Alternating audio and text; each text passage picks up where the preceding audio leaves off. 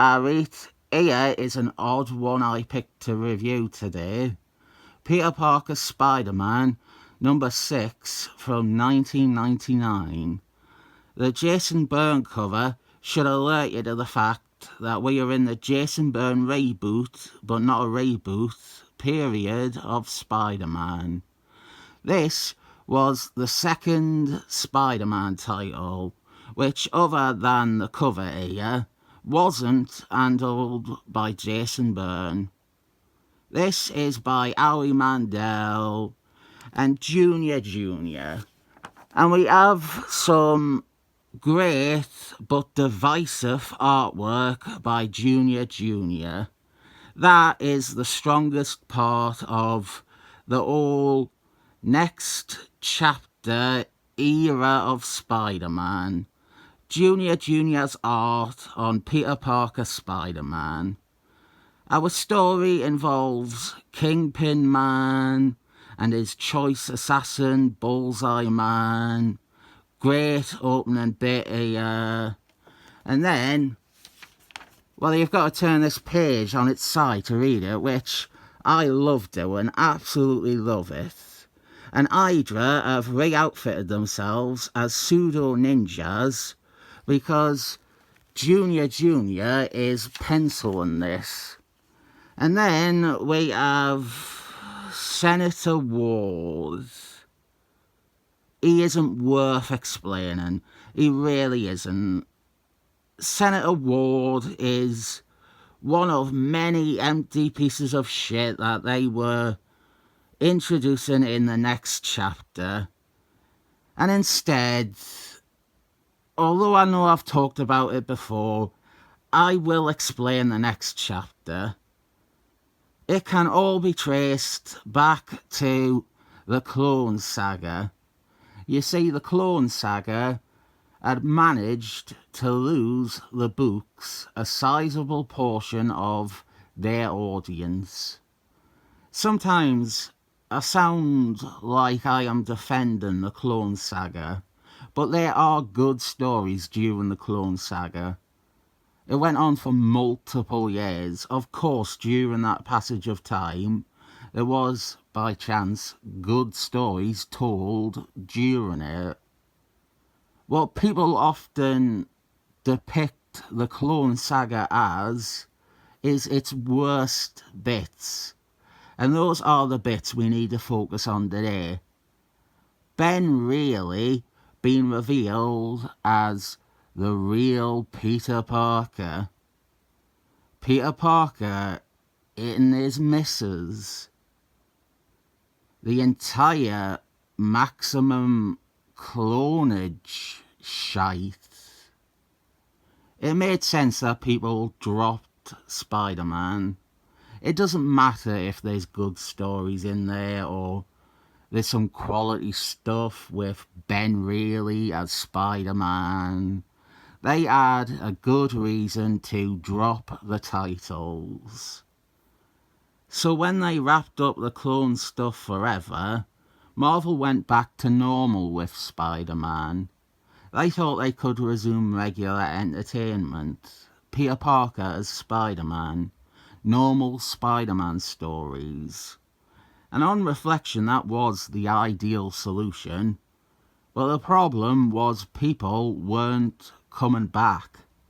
They either didn't know or didn't care that things were restored to the relative normal. Thus began what I call the vague age of Spider-Man. 2 years of stories that aren't even bad, competent but unremarkable comics that are simply forgotten or unknown by the majority of Spider-Man fans. Since this return to normal approach didn't work, Marvel let Jason Bourne relaunch Spider-Man with a new number 1, Amazing Spider-Man number 1. And he got a new rebooted origin called Chapter 1. The run is honestly dreadful. The Jason Byrne issues on Amazing Spider-Man are consistently horrid reading. And it's not just that he does his usual thing with an underage girl. They are all completely worthless, misplaced ego comics. I am someone who avoids hyperbole, but I would call them some of the worst Spider-Man comics I have ever read. But even that doesn't carry much weight because I have done a great job of avoiding reading the absolute trash from the last 20 fucking years. Alongside Jason Byrne's Amazing Spider-Man was this, Peter Parker Spider-Man. This was almost always better than Amazing Spider-Man. The bar was not set high, but typically every second or third issue of Peter Parker would be more enjoyable than the issues of Amazing that it was released alongside. There is some bad issues of Peter Parker, almost anything where it is directly interacting with Amazing, which is a lot. There's some of that here with Crash Thompson, but an issue like this is quite contained. I cannot call it good, but I can call it alright. I do think suffering through Amazing Spider-Man by Jason Byrne is a prerequisite for appreciating anything in this. There's smaller things, like that Mary James is almost always integrated into the Peter Parker title much better than in Amazing. In Amazing, she is, well, Jason Byrne wants rid of her, clearly. He eventually does get rid of her, killing her off terribly. And that is not even the lowest point of his crap run. While I'm at it, there's also an Aunt Tomei problem, and that exists in both books, but is certainly worse in Amazing than in Peter Parker. I won't talk much more about Mary James. She has been a problem to anyone working in the industry since 1998. Ever since a group of people started building a protective seal around the industry to keep out anyone who doesn't share their opinions about which comics were the best. We are stuck in the Emma Stone was his true love agenda from this point onwards, and Mary James is unwanted and only in the way.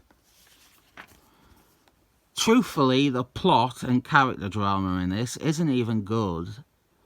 It really is the case that it is better by default of it not being Jason Byrne.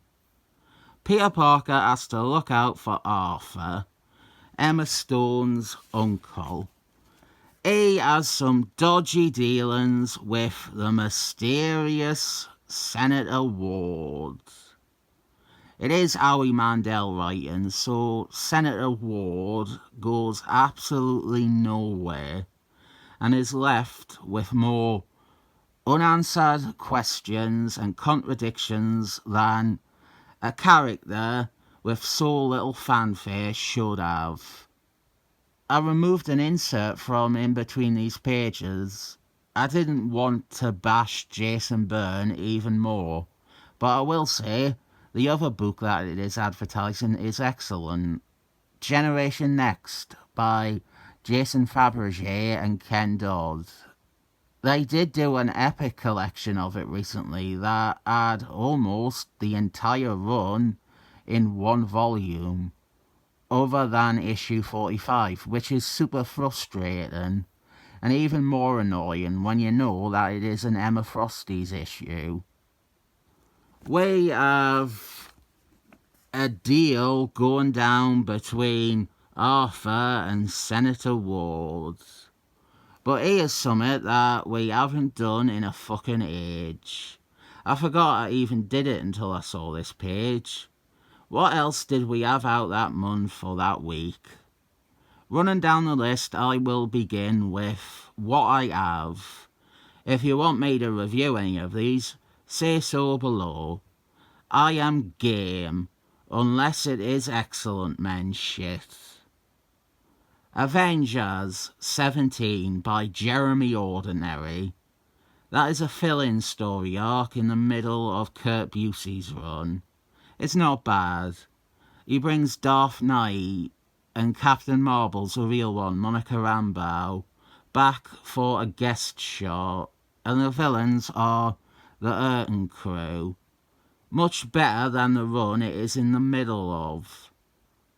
Another one I have is Excellent Force issue 91. That is a downtime done in one about Bangle, Squealy's daughter. Guest art and the cover is by Tommy Lee Jones. It advertises Sam Chang art here though. What a lie.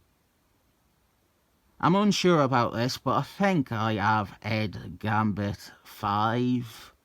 I know the issue, Rouge and the Extinctioner. Then there is The Amazing Spider-Man 1999 annual. I might have that. I am also not confident in saying so. Howie Mandel writes it, and the very soon-to-be-dead Buscema does the art. I didn't have much of these at all. That is often the case. My Marvel interest supremely drops off in 1998. Earth Egg 3, that is on there. A good representation of what I didn't like. These dismal, overlong, resentful stories that people said were responsible for saving Marvel and the industry. If a story that has that little love for the Marvel characters is saving the industry, maybe let it die. Unhumans issue 8 of 12. If you like stories that drag out nothing, issue 8 of nothing right there. Saved the industry though. Dead Pills 29. Never read it. Probably saved the industry. What else is there? Slingers issue 7. If I don't mention Slingers, one of you will kill me. I'll need someone to save my industry. We have got Brie Larson's granddad on Wolfman, Cableman guest appearance. You know he really wanted it to be Savage Dragon though. Continuing that trend, Black Star, Brie Larson's granddad's appalling Black Star series. Absolute torture. What I think hammers home a point is that this issue, this comic, Peter Parker Spider-Man 6, is one of the better things they had out. And my God, we are watching paint dry here. Boring characters you don't care about, having boring cryptic discussions about plans.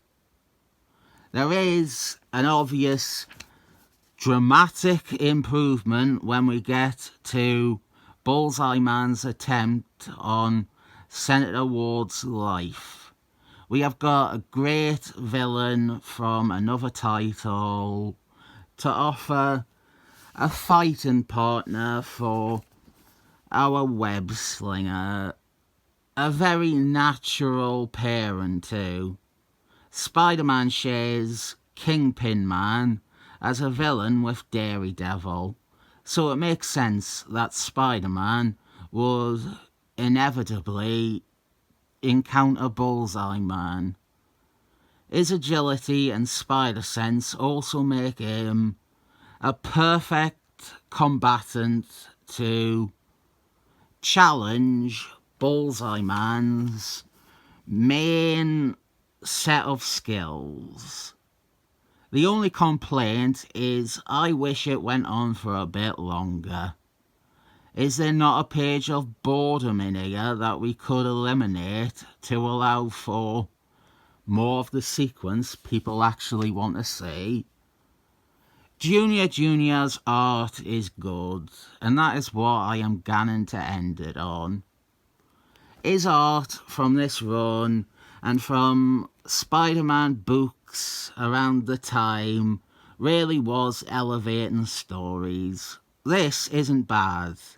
It's got some okay action, but it is the art that is carrying it. Even just this panel here, middle left, Mary James hugging Peter from behind. I love that. It made me feel happy. I like seeing them together, and it is absolutely 100% the art that needs a credit for bringing any love or affection to the scene and their interaction here.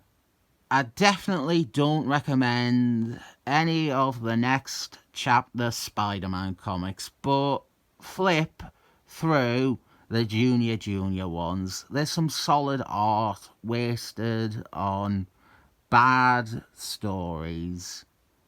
The best issues are ones like this, where it is quite mundane stuff, but it has the added bonus of being completely inoffensive. There's no Mary James hatred, there's no Aunt Tomei fetishism. I admit it is a case of any port in a storm. It was a bad time for Spider-Man, but I can take this issue, and there's a few other Peter Parker Spider-Mans that I feel the same about. I'll give it 7 thumbs up.